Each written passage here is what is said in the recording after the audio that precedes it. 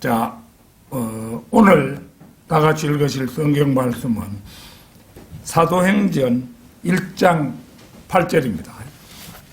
사도행전 1장 8절.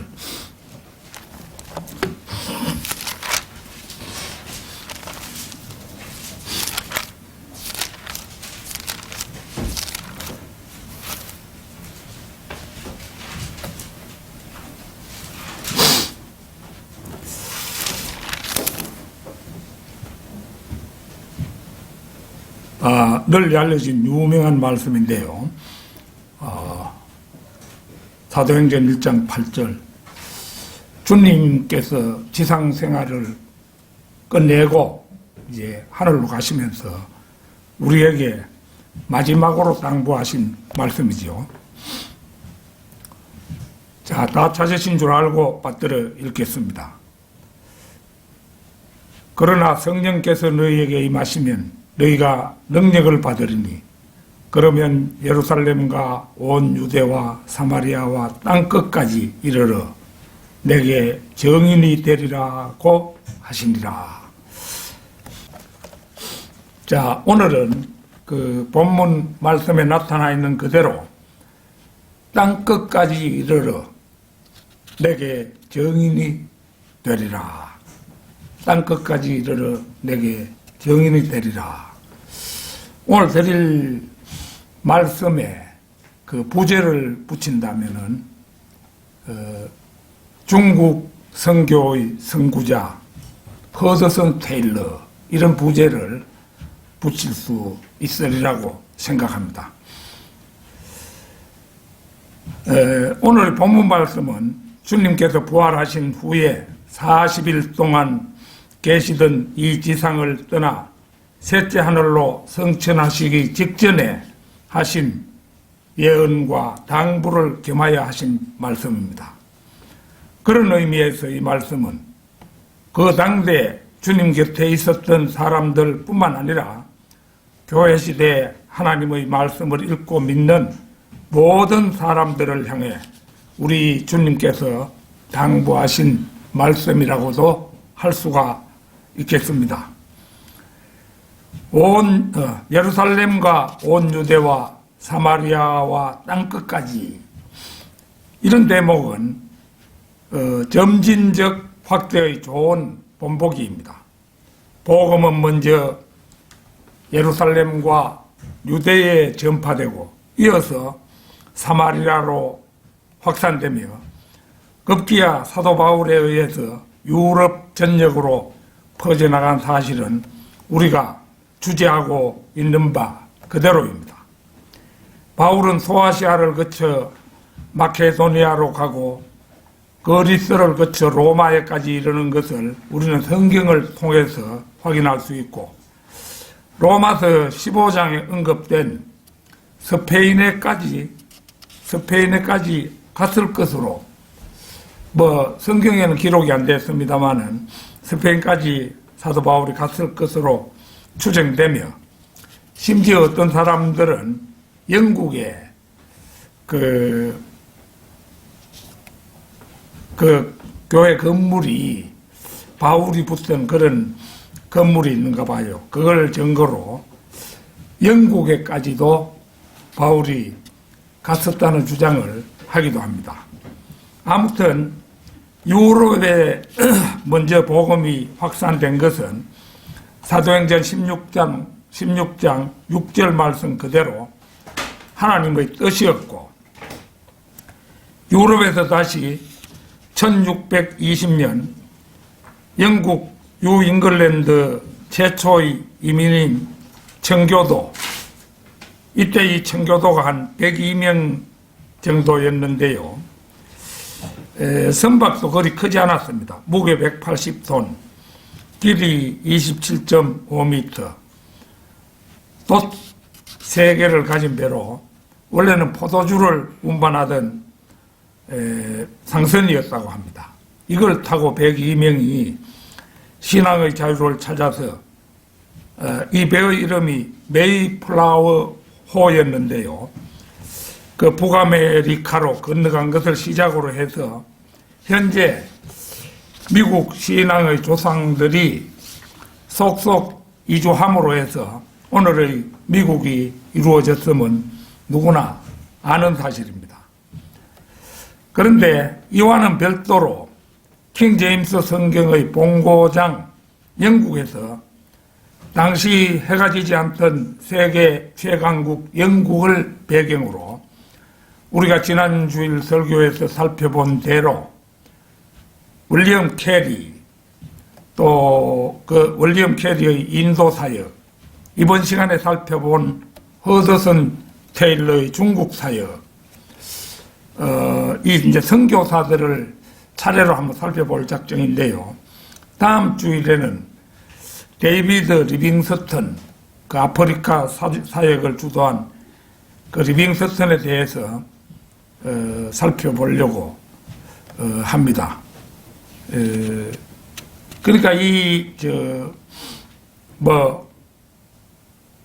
윌리엄 캐리, 허드슨 테일러, 데이비드 리빙스턴, 이 세 사람이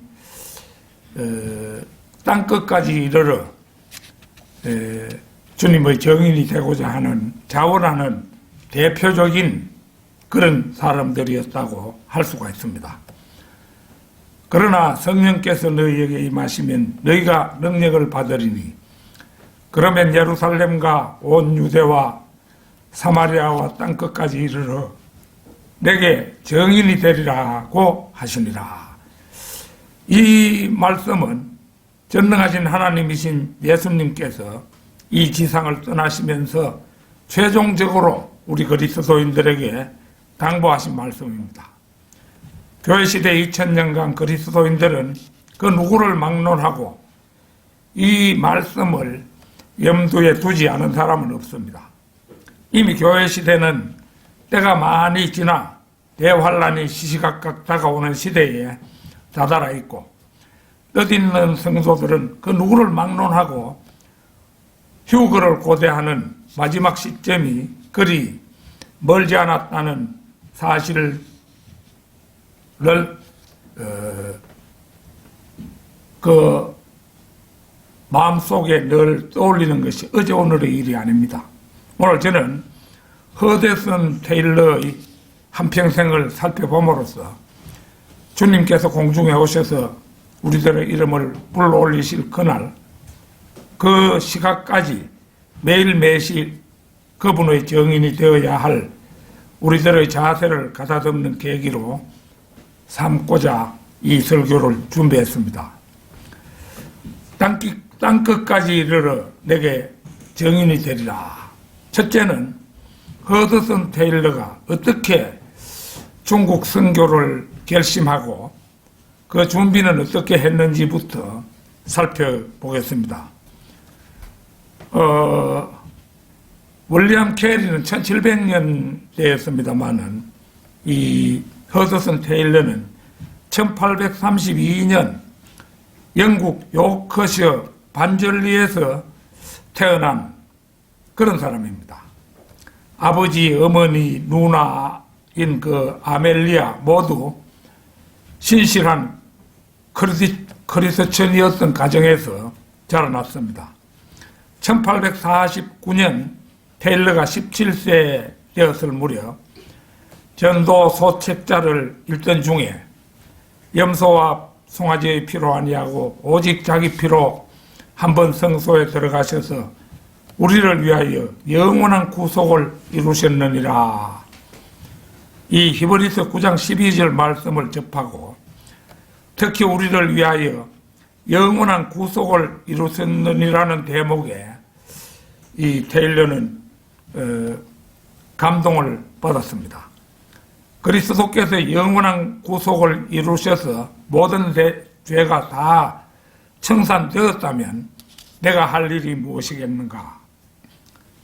이 세상에서 내가 할 일은 다만 무릎을 꿇고 겸손한 마음으로 구주를 영접하고 구원을 받아 영원히 주님을 찬양하는 것밖에 없다는 사실을 깨닫고 회심하여 성령의 풍성한 감동 속에 신앙 생활에 전념하기 시작합니다. 그는 아버지 가게에서 약제사 조수로 지내는 동안 나를 위해 중국으로 가라는 하나님의 부르심을 받습니다. 이거는 신천지 교주 이만희가 하늘의 별을 보고 낮에 또 음성을 들었느니 이렇게 그거는 사실 사탄의 음성이었죠. 그런데 전후관계로 보건대 이게 이제 나를 위해 중국으로 가라는 하나님의 부르심을 이제 이 테일러가 받게 됩니다.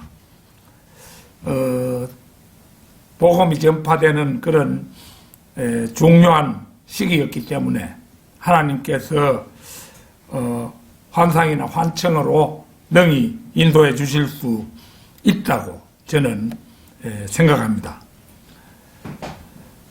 중국은 자기 아버지의 기도 속에서 익히 들어서 알고 있었던 동방의 나라였습니다. 인생의 분명한 목표가 생긴 테일러는 순종의 첫걸음으로 곧 안락하고 편한 생활 대신에 절제와 육체의 단련을 시작했습니다. 그리고 빈민가를 돌면서 구령 활동도 병행했습니다.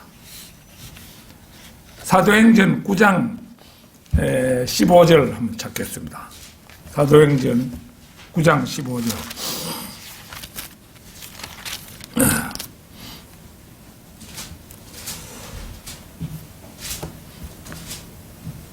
그러나 주께서 그에게 말씀하시기를 네 길을 가라. 이는 그가 이방인들과 왕들과 또 이스라엘 자손들 앞에서 내 이름을 전가하기 위하여 내가 선택한 그릇임이라. 이 대목은 주님께서 아나니아가 사울에게 가는 것을 꺼리자 내 이름을 전가하기 위하여 내가 선택한 그릇이라 하시면서 가라고 명령하시는 그런 대목이죠. 테일러가 나를 위해 중국으로 가라는 하나님의 명령을 받은 것이 분명해 보이고 이를 생생히 뒷받침해 주는 증거는 그가 순종의 첫걸음으로 즉시 안락하고 편한 생활 대신에 절제와 육체의 단련을 시작했다는 사실입니다. 다른 하나는 그 무렵의 테일러는 이미 가정을 꾸리기 위해서 약혼을 했었는데 중국 선교사가 되겠다는 자신의 뜻을 말하자 그녀는 그 일을 전혀 이해하지를 못했다고 합니다. 사실 중국 사역을 하겠다는 테일러의 결심이 그냥 한번 해본 생각 정도였으면 그는 약혼녀의 뜻을 따라 선교의 뜻을 접고 보통 사람들처럼 자식들 낳아가면서 평안함과 행복을 추구했을 것입니다. 그러나 테일러는 자신의 중국 사역의 뜻이 확고했기에 아픈 마음을 애써 누르고 주님의 뜻을 이루어드리기 위해서 약혼녀를 포기하는 결단을 보여주었다는 점은 놀랍습니다. 의학을 공부하고 싶던 테일러는 이제 그러니까 사역지에 다른 나라에 사역지에 가면은 의사라는 직함은 아주 좋은 직함이 되죠. 어느 곳에나 병든 사람은 있을 수 있고 그 병든 사람을 치료해 주면은 낫게 하면은 복음 전파에 큰 역할을 하잖아요. 그래서 의사인 하디 박사 밑에서 조수를 할 기회를 얻었습니다. 테일러는 그곳에서 근무하기 위해 집을 떠났고 안락한 이모 집에 머무는 대신에 이모는 좀 잘 살았던 모양인데 머물면은 자기는 이제 안락하게 그 생활을 하면서 그 의사 조수 노릇을 배울 수 있었는데 그 대신에 하수와 오물이 흐르는 빈민가 하숙집을 택하여 스스로 믿음의 단련을 계속합니다. 테일러는 이렇게 의사 하디의 조수로 일하면서 하나님의 사람으로 사역자의 자질을 스스로 강력하게 단련해 갔습니다. 그것은 곧 순종과의 싸움이었습니다. 그는 월급도 하디 박사가 때가 되면 말하라고 했지만 믿음을 단련하기 위해서 기도만 할 뿐 절대로 먼저 월급을 달라 이런 말을 하지 않았다고 합니다. 그는 육신의 좋은 것들을 포기하는 순종의 훈련, 소중한 것을 주님을 위해 자신의 모든 것을 떠나보내는 그런 고된 훈련을 했던 것입니다. 그는 죽어가는 가난한 신방 가정을 위해서 자신의 생활비로 남은 돈 은화 한 개를 그 참상을 보다 못해서 내어주고 이제 빈 털터리로 집으로 돌아왔는데 오히려 기뻤다고 했습니다. 그런데 그 다음날 하디 박사가 찾아와서 미지급된 봉급이라면서 금화를 지불해주는 그런 기적을 체험하기도 했다고 합니다. 테일러는 마침내 중국 선교회 소속으로 생활비와 학비를 지급받으며 본격적인 중국 선교 준비를 합니다. 의과대학에서 실습할 기회를 얻어 훈련을 했지만 중국 선교회의 지침에 따라 중국으로 파송되기 위해 학위를 중단하는 순종도 감행합니다. 그는 집안으로부터 오는 지원을 일부러 받지 않고 모든 필요를 주님만을 의지함으로써 해결했습니다. 땅끝까지 이르러 내게 정인이 되리라. 둘째는 21세의 젊은 나이에 21세, 오늘날 우리나라로 치면 이 나이는 철없는 나이죠. 철없는 나이. 그런데 21세의 그 나이에 테일러는 중국으로 이제 선교사로 파송되는 거죠. 이 무렵 중국은 홍수전이 이끄는 태평천국 운동에 돌입해 있었습니다. 흔히 우리가 세계사를 배워보면 태평천국의 난, 뭐 이런 말 여러분들도 기억에 남을 것입니다. 이 운동은 초기에는 그리스도인이 주축이 된 복음의 행진이었으나 이후 말할 수 없이 타락한 정치운동으로 변질되어 갔습니다. 허드슨 테일러의 첫 중국 기착지는 상하이였습니다. 이곳은 홍건적들과 정부군이 전쟁을 벌이고 있어 매일 생명의 위협이 있었지만 그는 생명을 걸고 전도 여행을 했습니다. 중국인들은 죽어나가고 있었고 물가는 너무도 높았습니다. 그런 가운데서도 그는 총탄이 빗발치는 한가운데 새빵살이를 하며 10여 차례 선교 여행을 했습니다. 테일러는 점차 한 번도 복음을 듣지 못한 내륙 지방으로 가고자 하는 간절한 소망을 갖게 되었고 이루 말할 수 없이 불편한 보트 여행을 하며 수로를 통해 1800여 권 중국어 성경과 신약 성경이었다고 합니다. 2000여 권의 전도 책자를 배포했습니다. 마침내 정부군의 승리로 전쟁이 끝났고 그는 환자들을 치료하고 수많은 혼들을 구령했습니다. 그러던 그에게 멋진 생각이 떠올랐습니다. 그것은 이질적인 양복을 벗고 중국인에게 친근한 변발을 하고 중국 옷을 입고 접근하는 일이었습니다. 이는 어떤 의미에서는 유럽인의 특권 상실과 외국인 공동체에서의 따돌림을 의미했지만 그는 그 일을 감행했고 바로 이 작은 순종의 기적은 중국인들에게 전도의 문을 활짝 열어줌으로써 주민들이 테일러의 곁에 자유롭게 모여들고 말씀을 듣게 했습니다. 고린도전서 9장 22절 한번 찾겠습니다. 고린도전서 9장 22절.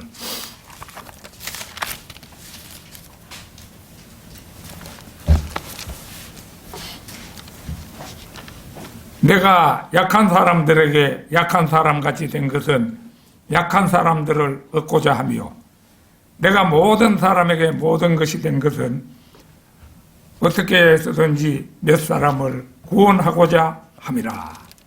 이 말씀은 그리스도인들이 특히 선교사들이 꼭 기억해 두어야 할 위대한 말씀입니다.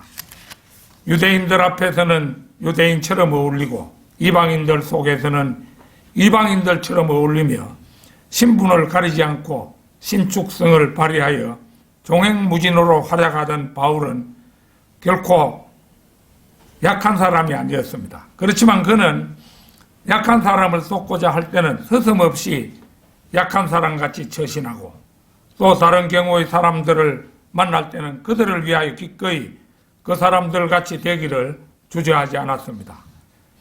변발에다, 변발 이거 청나라 사람들의 그 머리 모양이잖아요. 그 변발에다가 중국 옷을 입고 중국 사람들 같이 된 것은 바로 테일러가 이 바울의 태도를 본받았으면 두말할 나위가 없습니다. 땅끝까지 이르러 내게 정인이 되리라. 셋째는 모든 것을 다 들여 헌신하는 테일러에게 하나님께서 훌륭한 아내를 허락하신 일과 중국 내륙 선교회 결성입니다. 테일러는 닝보 이거 중국의 지명인데요. 닝보 이게 한자로 그냥 쓰면은 이제 영파라고 안녕할 때 그 영자에다가 파도라고 할 때 파, 영파라고 우리 발음으로 한자 발음으로 읽어지는데 이건 이제 중국 원어 그대로 하면은 닝보인데 테일러는 닝보에 머물면서 그곳 선교사 가정의 둘째 딸이던 마리아와 사랑하게 되어서 하나님의 섭리 안에 결혼했습니다. 영국을 떠나올 때 사랑하는 약혼녀를 포기한 대가를 중국 땅 닝보에서 비로소 하나님으로부터 보상받은 것입니다. 마리아를 아내로 삼은 부부는 사람들과 더 넓고 친밀한 교제를 할 수가 있었습니다. 주 안에서 연합된 이 부부는 어딜 가나 사랑을 받았습니다. 이들은 동료들과 함께 노방전도, 선교 여행, 초신자 교육 등 무엇이든지 마다하지 않았습니다. 그 무렵 텐진 조약이 맺어져서 외국인의 내륙 여행이 가능해짐으로 말미암아 테일러의 꿈이 앞당겨집니다. 그러나 테일러는 병원을 돌보면서 몸을 너무 혹사한 나머지 건강이 무척 악화되어서 런던으로 돌아와야 했습니다. 그리고 5년간을 런던에서 은둔 생활이나 다름없는 생활을 합니다. 그러나 그는 영국에 돌아온 후에도 쉬지 않았습니다. 그동안 닝보 성경을 개정하고 이 테일러가 중국 이제 말로 된 닝보 성경을 만들었던가 봐요. 그리고 의학 공부를 더 했습니다. 그동안에 맏딸 그레이시 밑으로 삼형제를 더 낳았습니다. 4명의 자녀가 된 거죠. 그리고 중국의 미개척 광활한 땅들을 모조리 조사하면서 하나님과의 약속을 되새겼습니다. 그는 어느 날 이제 영국의 그 런던에 머무는 동안에 무사안이란 영국 생활 속에 중국 선교를 사실상 자신도 몰래 회피하고 있는 사실을 발견했고 자신의 불신앙과 싸웠습니다. 그의 가장 큰 고민은 선교사들의 중도 실족 문제였습니다. 중국에선 한 달에 100만 명의 혼들이 지옥으로 떨어지고 있었으며 중국은 인구가 많은 국가잖아요.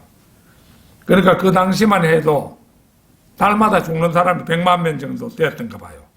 근데 그 주님을 믿지 않고 죽으면 그 지옥으로 떨어지잖아요. 테일러는 중국 선교 일꾼들을 모집하기 위해서 기도만이 아니라 자신이 스스로 지도자가 되어 다시 중국에 들어가야 하는 문제와 씨름했습니다. 그러는 중에 테일러 부인 그 마리아는 테일러에게 큰 힘이 되었습니다. 중국 선교의 어머니로 불리는 그녀는 남편을 격려하고 중보했습니다. 그들의 결혼 생활은 더 이상 좋을 수가 없었습니다. 테일러 부부는 결국 코봉과 30번지 응접실에 본부를 두고 중국 선교 지망생들을 모으고 중국 내륙 선교회의 모태를 시작했으며, 요 중국 내륙 선교회 이걸 가지고 이제 약자로 CIM이라 이렇게 이제 부릅니다. 이 이제 중국 내륙 선교회 일을 시작했으며, 요청하지 않았는데도 CIM 계좌에는 수백 달러가 넘게 후원금이 들어오기 시작했습니다. 테일러 부부는 함께 기도하며 중국의 영적 필요와 요구라는 기념비적인 책을 썼으며, 책은 불티나게 팔리는 동시에 이제 그 많은 수입을 또 가져다 주었다 이거죠. 교파를 초월한 전 세계적인 관심을 불러일으키며 선교사 지망생들을 불어나게 했습니다. 중국 내륙 선교회는 선교사들의 자금을 책임지지 않았지만 선교사들은 무보수로 동참했고 모금 운동도 하지 않았습니다. 오직 기도의 응답으로만 선교한다는 원칙이었습니다. 그럼에도 선교사 제1진이 출항하기 전에 모든 필요가 고스란히 채워졌습니다. 테일러 부부와 선교사 지망생들은 중국으로 떠났습니다. 11개 성과, 내륙 지방의 대략 11개 성과 중국 영인 그 타타르 지방으로 제각기 흩어졌습니다. 그 중에는 나중에 제2의 테일러 부인이 될 이 폴딩이라는 여자도 있었습니다. 그녀는 중국어가 능통한 매우 능숙한 어린 숙녀 선교사였습니다. 중국인들은 하루 200명씩 병원에 받고 이 숫자가 예배에 왔습니다. 많은 혼들이 구원을 받았고 1,500명 넘는 현지 교회도 세워졌습니다. 그러나 그런 중에 뜨거운 여름, 맏딸 그레이시가 풍토병으로 세상을 떠나는 큰 슬픔이 닥칩니다. 그럼에도 테일러 부부는 큰 슬픔 가운데서도 중국 내륙 선교에 계속 헌신했습니다. 그러던 중에 선교사들이 영국 군대의 보호를 요청했다는 오해를 산 양쩌우 사건으로 선교회는 큰 곤란을 겪었고 심각한 재정난에 부딪혔습니다. 그때 구원의 손길을 내민 사람은 기도의 사람으로 잘 알려진 그 독일의 조지 뮬러 25,000회의 응답을 받은 사람으로 널리 알려져 있고 책까지 우리나라에 나와 있습니다. 이 조지 뮬러가 그때 아주 그 재정을 많이 후원했다 이거죠. 그는 조지 뮬러는 모든 선교사들의 명단에 후원했습니다. 그러나 테일러 부부는 텐진 대학살 이전 막내 아들을 병으로 또 잃는 슬픔을 겪습니다. 그리고 설상가상으로 아들을 하나 더 낳았지만 콜레라로 테일러 부인이 쇠약해졌고 가난하기는 생후 일주일 만에 죽었으며 급기야 테일러 부인 마리아도 사역의 전선에 남편을 홀로 두고 하늘나라로 가고 말았습니다. 테일러는 자신의 생애 중 이렇게 가장 큰 슬픔을 당하게 됩니다. 테일러는 하나님께 이렇게 기도했습니다. 선교사로서의 참 합당한 그런 기도인데요. 하나님이시여, 마리아를 제게 주셨던 것을 감사드립니다. 저희들이 함께했던 12년 반 동안의 행복한 삶에 대해 감사를 드립니다. 또한 그녀를 하나님께서 계신 곳으로 데려가심에 대하여 감사를 드립니다. 저는 다시금 하나님의 사역을 위하여 새롭게 헌신할 것을 다짐합니다. 참 놀라운 기도라고 할 수 있죠. 그 불행한 현실 가운데서도 그는 결코 절망하지 않는 하나님의 사람이었던 것입니다. 땅끝까지 이르러 내게 증인이 되리라. 넷째는 테일러에게 두 번째 부인을 허락하신 하나님의 배려와 중국 선교회의 발전입니다. 테일러는 가족을 줄리어 떠나보내는 비극적인 슬픔 속에서도 사역을 놓지 않았습니다. 그런 그에게 새로운 하나님의 선물 두 번째 부인이 된 제니 폴딩 양이 그의 새로운 아내로서 동력자가 되었습니다. 첫 부인의 죽음에서도 자신이 맡은 사역을 포기하지 않고 새롭게 헌신할 것을 다짐하는 테일러에게 모든 것의 주인이신 하나님께서는 너에게 다시 전 부인에 못지않은 한 부인을 허락해 주마. 아무 염려 말고 사역에 힘쓰라 하고 격려하셨음에 틀림이 없습니다. 폴딩 양은 항저우에서 여성 사역을 책임져 왔었는데 결혼 이후 33년간 테일러의 부인으로 헌신했습니다. 그녀를 사랑하지 않는 사람이 없을 정도였습니다. 제니 폴딩 테일러로 인해서 선교부는 새로운 전기를 맞게 됩니다. 젊은 선교사들은 신혼가정을 이루어 내륙에 들어가고 싶어 했고 반대와 비난이 있었지만 폴딩 테일러는 앞장서서 위험한 내륙 속으로 혼자 들어가 선교 사역에 임하는 믿음의 모범을 보입니다. 그 당시 중국 북쪽 지방에는 600만 명 이상이 기아에 시달리고 있었는데 백인 여성 중에 이곳 해안지방과 산시성을 나누는 산맥을 넘어간 사람은 그때까지 한 사람도 없었습니다. 그러나 그 일을 테일러 부인이 자원했습니다. 테일러 부인 제니 폴딩이 제일선에 나가 있으니까 테일러도 리더십을 발휘하기가 쉬웠습니다. 폴딩 덕분에 내륙 지방 곳곳에 여성 사역의 문이 열렸습니다. 이들 선발대 여성 선교사들은 중국 여성들의 마음을 열었고 복음을 전했습니다. 테일러는 30년 동안 중국 내륙 선교의 회장직을 성공적으로 완수했습니다. 첫 번째 부인 마리아 제인 테일러도 두 번째 부인 제니 폴딩 테일러도 커더슨 테일러에게는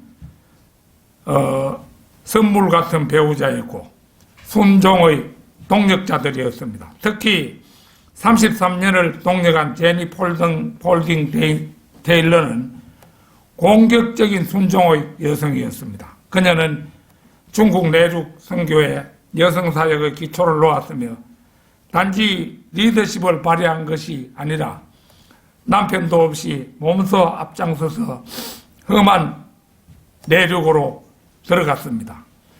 허더슨 테일러는 작은 문제로 영국에 가 있어야 했기 때문입니다. 이들 부부가 얼마나 십자가를 붙던 순종의 사람들이었는지는 허더슨 테일러가 폴딩에게 전한 편지에 잘 나타나 있습니다. 이 감동적인 편지입니다. 자기 아내 폴딩에게 한 편지입니다. 십자가를 사랑하는 사람이 필요합니다. 주님께서 당신과 나에게 먼저 이런 마음을 주시기 바랍니다. 당신과 아이들이 멸망해가는 수백만의 이곳 영혼들보다 나를 더 사랑하는 것은 부끄러운 일입니다. 우리는 모두 함께 영생을 누릴 사람들 아닙니까? 그러니까 이제 자기 부인과 아들이면은 아이들은 아버지를 사랑할 것이고 부인도 남편을 사랑하겠지만은 중국의 그 지옥을 향해서 그 들어가고 있는 그 수많은 영혼들보다도 자기 남편을 더 사랑하는 것은 부끄러운 일이다. 대단한 마음이잖아요. 허드슨 테일러 부부가 중국 땅에서 했던 고생은 이루 말할 수가 없었습니다. 하지만 그 고생은 모두 순종의 여정이었습니다. 그들은 편하게 세상적으로 안락하게 지낼 많은 기회가 있었지만 기쁨으로 거절했습니다. 하나님을 위해 좋은 것을 떠나보내는 순종의 훈련이 되어 있는 사람들이었기 때문입니다. 이런 허드슨 테일러 부부의 생애에 4만 명의 중국인이 복음화되는 기적이 일어났습니다. 땅끝까지 이르러 내게 정인이 되리라. 다섯째는 전 세계를 상대로 한 중국 내륙 지역 선교의 간증입니다. 1883년에 영국 전역에서 테일러의 중국 선교에 관한 간증을 듣기 위해서 초청이 쇄도했습니다. 이미 허드슨 테일러를 모르는 사람이 없을 정도로 유명해져 있었습니다. 그는 눈코 뜰 새가 없이 간증과 모금을 겸한 바쁜 일정을 보냈습니다. 단순히 간증이 목표가 아니었어요. 이제 자기가 사역하고 있는 중국 내륙 선교회를 돕기 위해서 많은 자금이 필요했기 때문에 이제 간증을 하면서 모금도 하고 이걸 겸했던 겁니다. 그러면서도 하루 수십 통씩 날아오는 편지들을 읽고 답장을 하면서 선교의 어려운 문제들을 해결하고 때로는 중국에 있는 선교센터들을 방문하여 필요한 도움을 주는 등 분주한 나날을 보내야 했습니다. 1888년 미국과 캐나다를 순회했는데 그가 가는 곳마다 중국 선교에 헌신하고자 하는 사람들이 속출했으며 헌금도 끊임없이 들어왔습니다. 또한 중국 선교를 계속적으로 돕기 위해 여러 곳에 지부들이 생겨났습니다. 그 후에 테일러는 스웨덴과 덴마크를 방문했고 오스트레일리아와 뉴질랜드, 독일로부터도 초청을 받는 등 테일러의 선교 사역은 전 세계적으로 확장되어 갔습니다. 바쁜 가운데서도 하루 일과가 끝나고 깊은 밤이 되면 성경 읽기에 몰두하는 생활을 계속했습니다. 또한 그는 언제나 새벽 2시부터 4시까지 기도하기를 쉬지 않았습니다. 그의 생애가 기쁨과 능력이 넘치는 사람이 되었던 것은 결국 성경 읽기와 기도 생활에서 비롯되었음을 알 수가 있습니다. 1900년 미국 보스턴에서 심각한 세약 증세를 보여 방미 일정을 중단하고 영국으로 귀국할 수밖에 없었습니다. 이때부터 테일러의 병세는 점점 악화되어 편지 쓰는 일도 하기 어렵게 되었습니다. 그 무렵에는 중국의 정치 상황도 한층 악화되어 갔습니다. 청나라 말의 서태후는 외국인을 진멸하라는 칙령을 내렸습니다. 또한 중국의 기독교인들을 귀신들이라 부르면서 그들을 중국의 문화에 대항하는 반역자로 취급했습니다. 당시에 북경에서만 15,000명 내지 2만 명의 선교자들이 생겨났습니다. 그뿐이 아닙니다. 당시 중국 전역에서 130명 개신교 선교사들과 50명 이상의 선교사 자녀들이 목숨을 잃었습니다. 중국의 역사를 우리가 보면은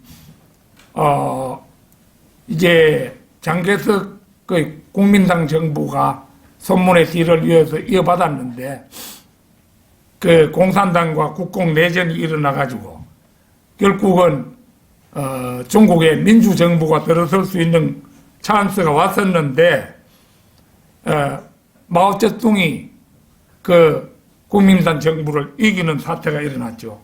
그러니까 이 장개석은 뭐 장제스라 이렇게 말하잖아요. 장개석은 현재 그 타이완으로 피신을 하고 중국 전체는 공산주의의 그 마오쩌둥에게 넘어가 버립니다. 그래가 지금까지 왔잖아요. 지금 이거 뭐 시진핑이라는 자가 중국의 그 우두머리가 돼가지고 완전히 마오쩌둥과 같은 그런 정책을 지금 펴고 있죠. 그러니까 왜 중국이 저 모양으로 되어 갔는가 이걸 생각해 보면은 이 테일러 시절에 15,000명 내지 2만 명의 순교자를 냈다. 이거 그만큼 중국 사람들이 그 완악했다는 증거잖아요.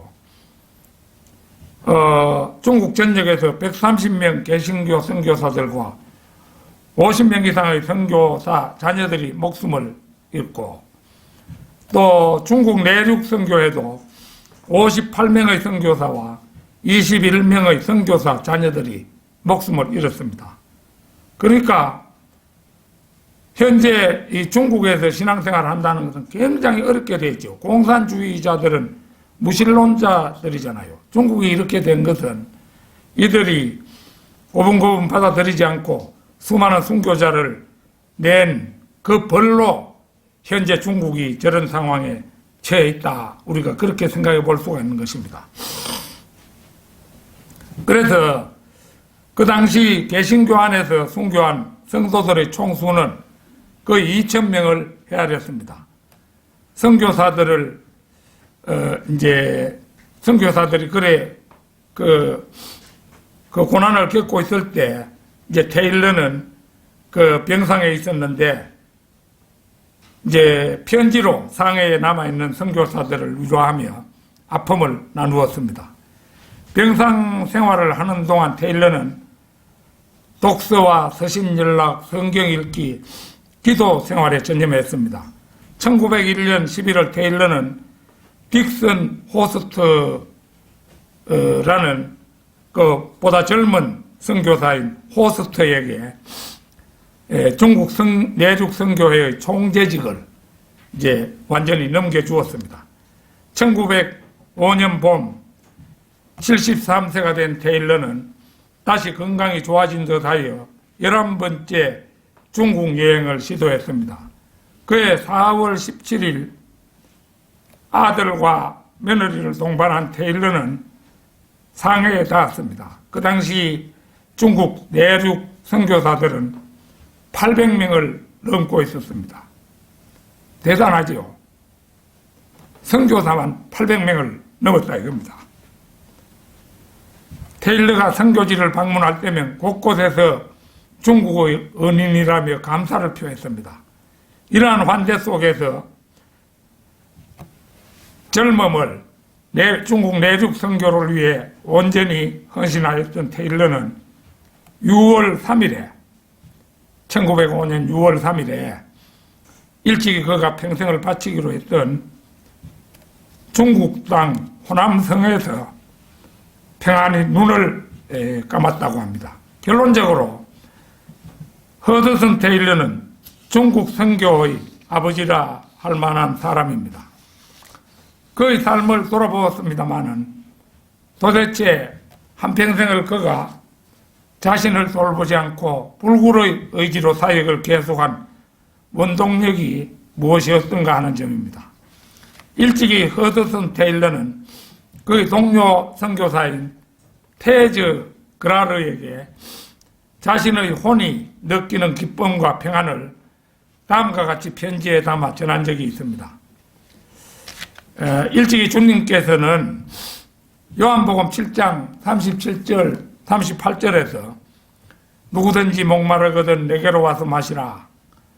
나를 믿는 자는 성경이 말씀한 것과 같이 그의 배에서 생수의 강들이 흐르리라고 말씀하셨습니다. 이건 이제 편지의 일부분입니다. 이제 그라르에게 쓴 편지의 일부로서 이렇게 쓰고 있어요. 과연 우리의 이런 갈증을 예수님께서는 채워주실 수 있으실까요? 나의 대답은 그렇습니다입니다. 나를 믿는 자는 그의 배에서 생수의 강이 흘러나리라는 말이 사실일까요? 이 물음에 대해서도 나의 대답은 그렇습니다입니다. 양자강보다도 더욱 힘있고 더욱 깊으며 더욱 넘치는 강물이 흘러나옵니다. 가뭄이 오면 시냇물은 바닥을 드러내고 말라버리지만 양자강은 결코 마르지 않습니다. 이처럼 나의 속에도 깊은 강물이 항상 흐르고 있으며 아무도 이를 저지할 수 없습니다. 이렇게 그 그라르에게 보낸 편지에서 수레하고 있습니다. 그러니까 어떻게 불굴로 낙담하지 않고 그렇게 줄기차게 중국 선교에 임했던가 하는 그 원동력을 찾아볼 수가 있죠. 그의 배에서 흐르는 생수의 강물은 성령이었습니다. 그는 늘 성령이 충만한 가운데 있었으므로 무수한 사망의 골짜기를 지나도 두렵지 않았고 수많은 슬픔 가운데서도 그는 기쁨을 잃지 않았으며 끊임없는 병마의 고통 가운데서도 그는 굴할 줄을 몰랐습니다.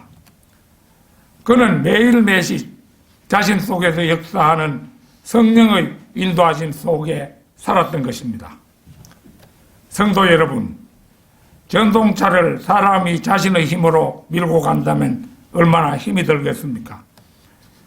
여러분은 하루하루의 삶이 힘들다고 생각하십니까? 우리 안에는 우리가 구원받던 날부터 전능하신 하나님이신 성령님께서 내주하고 계십니다. 우리의 모든 것을 그분께 의뢰하고 그분께 전폭적으로 맡기고 가십시다. 우리는 우리도 모르는 사이에 앞으로 힘차게 레일 위를 달리게 될 것입니다. 다 같이 기도드리겠습니다.